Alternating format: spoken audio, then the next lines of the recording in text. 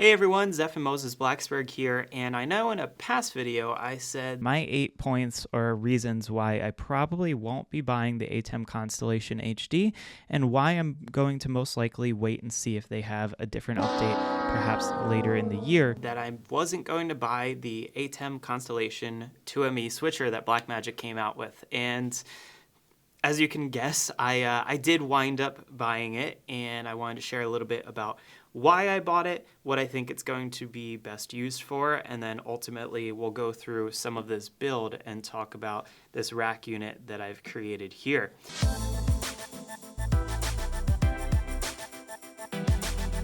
So first of all, let's talk about the ATEM Constellation 2ME switcher. This is a 1080p switcher, so it's not going into the 4K range just yet, but it is all SDI. So we're getting 20 SDI inputs, 12 SDI outputs, which are each individually assignable, and then we've also got 2 multi-view outputs. So we've got a lot more that we can do with this if we're stepping things up a notch coming from the ATEM Mini lineup, which, as you know, if you've watched any of my videos, the ATEM Mini Extreme ISO has been my main switcher for most of my projects up until now. And sometimes on bigger projects, I would bring out a second one so that we could manage screens at the front of the room or projectors separately. I know the ATEM Mini Extreme has 2 HDMI outputs, but gaining some of these outputs is one of the biggest reasons why I decided to go ultimately for this. But I'll talk about some of my concerns. So for starters, this is a rack unit, so it's all rack mounted. It's right here. It's this guy in the middle.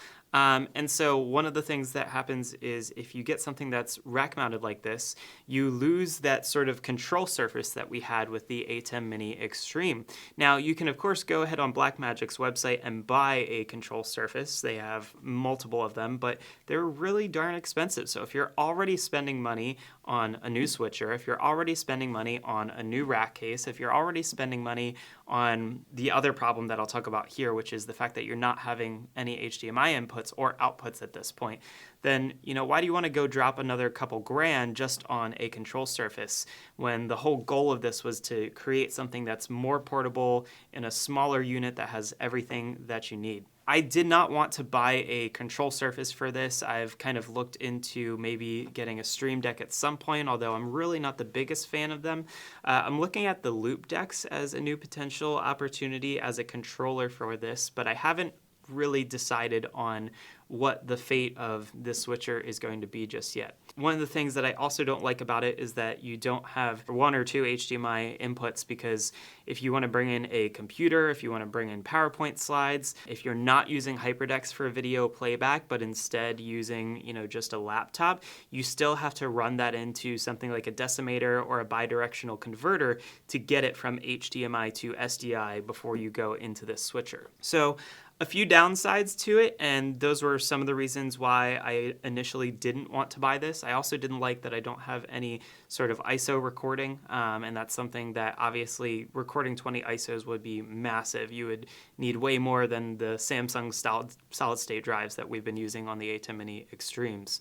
But just the fact that I would have to go and get a HyperDeck for every single camera that I wanted to have an ISO of, then you'd end up with a rack case that's like 14 units high. And I just simply didn't want to do that because I'd have to spend a lot more money just to make that happen. So let's go into why did I actually finally give in and buy this switcher. Well, for starters, I had a project that popped up on my radar, and we're starting to get more bigger events and conferences as things are going back to in person, where we need to be able to do things like run one feed out to a Jumbotron or a screen or a TV, but run another feed out to a confidence monitor, but then maybe we need to run a feed out to an encoder. And so we're getting to that max limit of where the ATEM Mini Extreme was, because it only had 2 HDMI outputs, typically one being used for multi-view and then one being used for maybe a program recording or an aux out to a TV or a projector of some sort.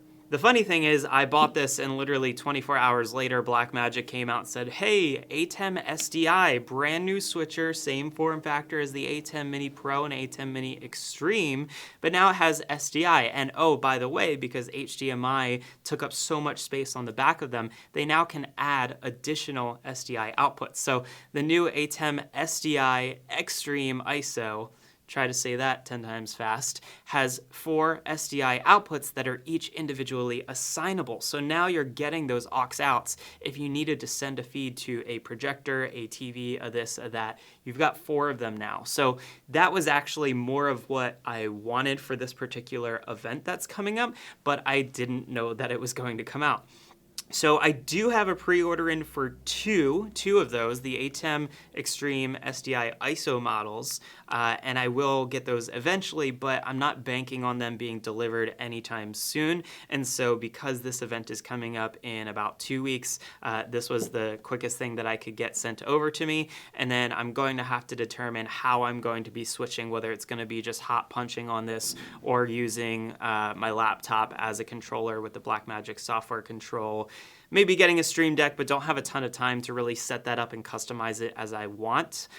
So I'm also considering MixEffect. Perhaps MixEffect, it's an app that's available on the Mac App Store, and it's been a really cool thing to explore, and that might be a good digital version that I can use to help run this switcher. So let's talk about the build. Let's talk about what is in this. I'm also going to flip this around and reveal to you what's in the back of it. So from the top down here, and you may recognize I had a similar case to this. I did have a 6U shallow rack case. Unfortunately, I bought it from a manufacturer that was not well known. The quality wasn't that great. I think I spent like $90 on it.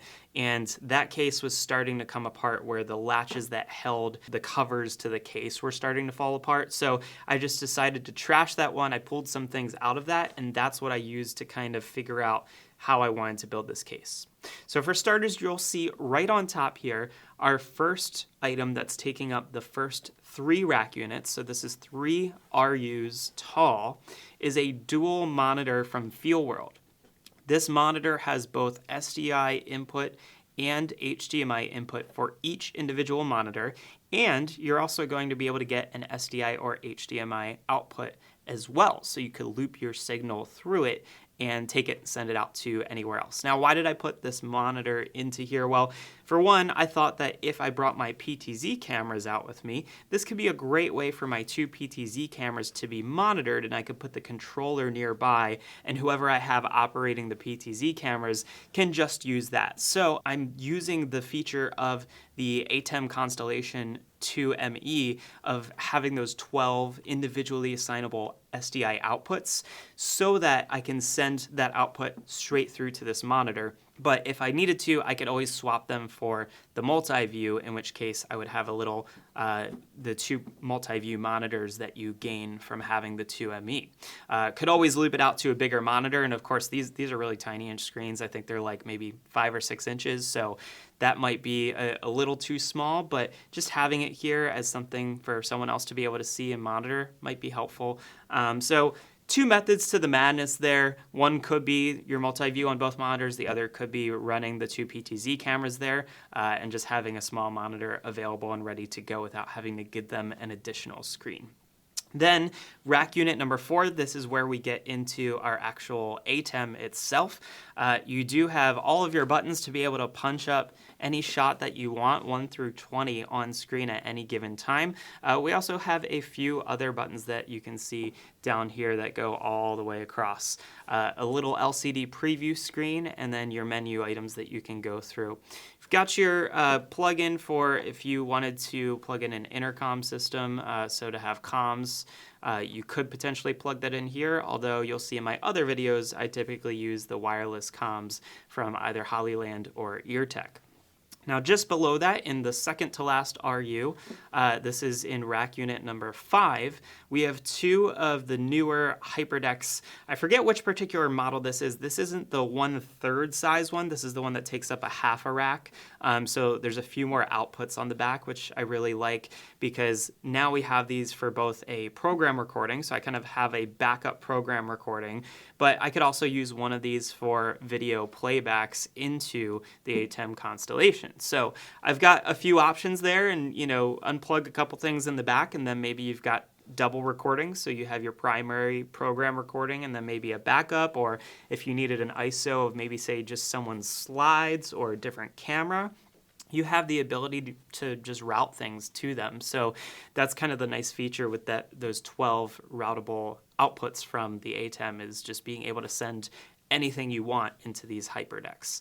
So again, these are there all to kind of adjust to the needs of the program, and then also know that you can kind of leverage those additional outputs and loop outs on the back of them. If you had to take HDMI to SDI, SDI to HDMI, you just have that flexibility.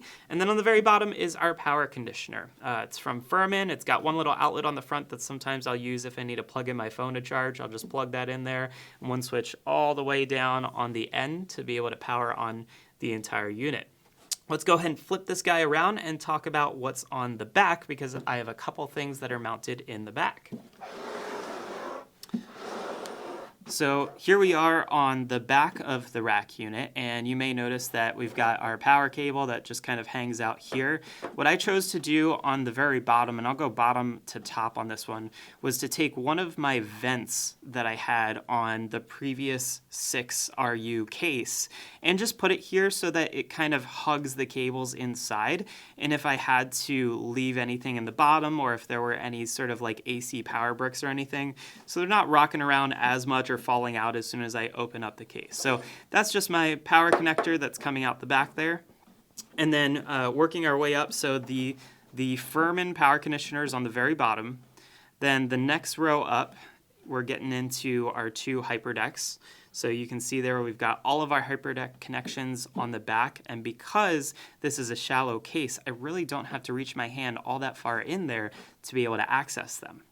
Then just above that, we have our ATEM 2ME, and very similarly, we can access everything from just reaching your hand right in. And that was one of the big things that I was hoping for, was to have a setup where I don't have to, dig into the cable mess. So I did hold off on putting a patch panel back here and trying to take all 20 inputs and 12 outputs and a few other SDIs from the HyperDecks and put them into a patch panel, because I like having that access point, and it's just for more airflow to get through.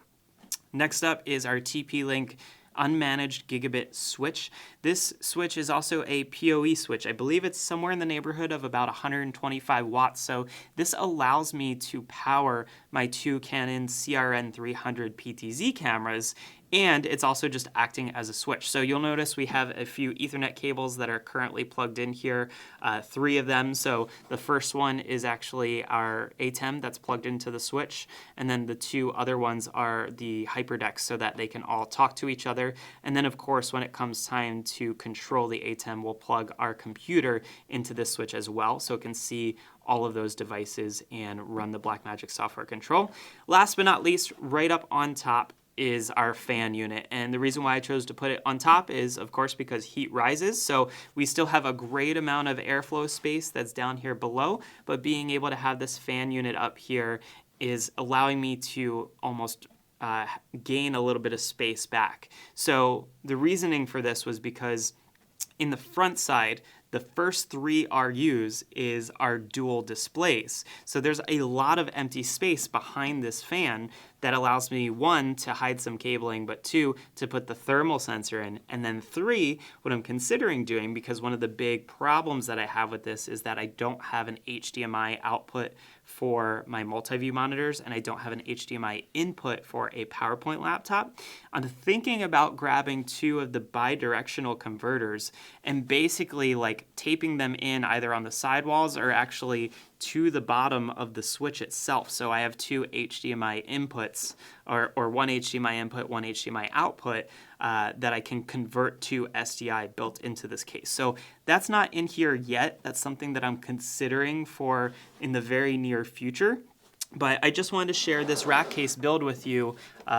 One, because I felt like it was kind of tricking you guys if I sat here and said, do not buy this. Personally, I feel that buying the 1ME is probably a waste because you're not getting the super source, but the 2ME is really giving you so many additional inputs and so many additional outputs, plus the super source. So that's where I was kind of thinking, you know, at that $1,500, $1,600 price range, the fact that the ATEM SDI Extreme ISO is about the same, it's a little bit cheaper, I think that you have a lot to gain from a unit just like this. So this is something that I'm going to keep in my kit, and this is probably going to travel with me quite frequently. And it's something where I still just need to navigate how we're going to be using it as a switcher because we don't have a control surface with it. So if you have any tips or advice, if you're using the ATEM 2ME, or if you're just using a rack-mounted ATEM in general, let me know what you're doing, whether you're using a Stream Deck or if you just go with the computer shortcuts.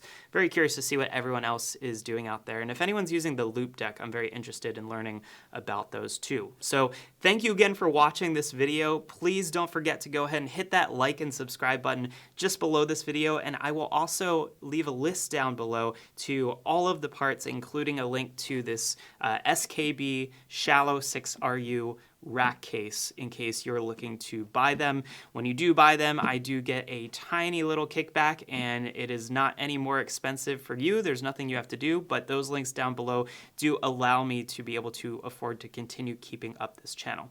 So thanks again for watching. Hit that like and subscribe, and we'll see you in the next video.